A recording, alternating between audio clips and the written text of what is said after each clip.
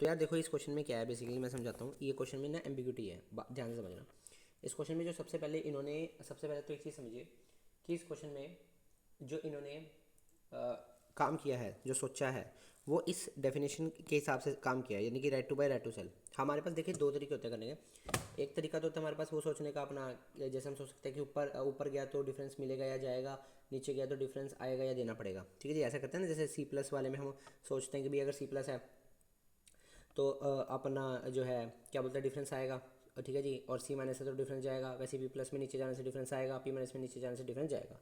इन्होंने वैसे नहीं सोचा, इन्होंने जो थ्योरी जो बुक की डेफिनेशन है ना कॉल की और पुट की, उसके हिसाब से काम किया। ठीक है जी, यानी कि right to buy right to sell के हिसाब से काम किया है इस क्वेश्चन के अंदर। पहली चीज़ तो ये क्या करना पड़ेगा, ये याद रखना पड़ेगा इस क्वेश्चन के अंदर। दूसरा दूसरा इन्होंने क्या करा है, जो इन्होंने ये पूछा है अपना एक्सपायरेशन डेट। क्या पूछा इन्होंने, एक्सपायरेशन डेट कैश फ्लो।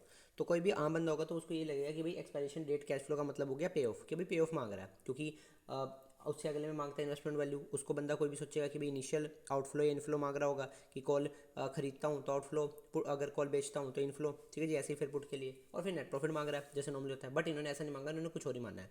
सो इन्होंने जो एक्सपायरेशन डेट कैश फ्लो है उसको क्या मानना है इन्होंने, बेसिकली उसको इन्होंने स्ट्राइक प्राइस इंपैक्ट मानना है। इसका मतलब इन्होंने ये सोचा कि भाई हम right to buy right to sell के हिसाब से करा, और इन्होंने सोचा कि भाई उस दिन अगर उस दिन मेरी कॉल एक्सरसाइज होगी तो मैं खरीदूंगा उसको एक्चुअल में शेयर को, तब मेरा कितना आउटफ्लो जाएगा। और अगर मेरे को मैंने सेल कर रखा होगा तो मेरे को किसी को देना पड़ेगा वो शेयर, तो मेरा कितना फिर इन्फ्लो आएगा। समझ में आ गया। तो इन्होंने इस बेसिस पे करा उसको। ठीक है जी, तो इन्होंने उस दिन स्ट्राइक प्राइस का इंपैक्ट बताया। इंपैक्ट मतलब कि उस दिन आपको क्या करना है क्या नहीं करना है, एक्चुअल में डिलीवरी वगैरह होगी, डिलीवरी के बेसिस पे करा कि भाई मैं एक्चुअल में बाय कर लूँगा या फिर मैं एक्चुअल में किसी को सेल करूँगा वो शेयर।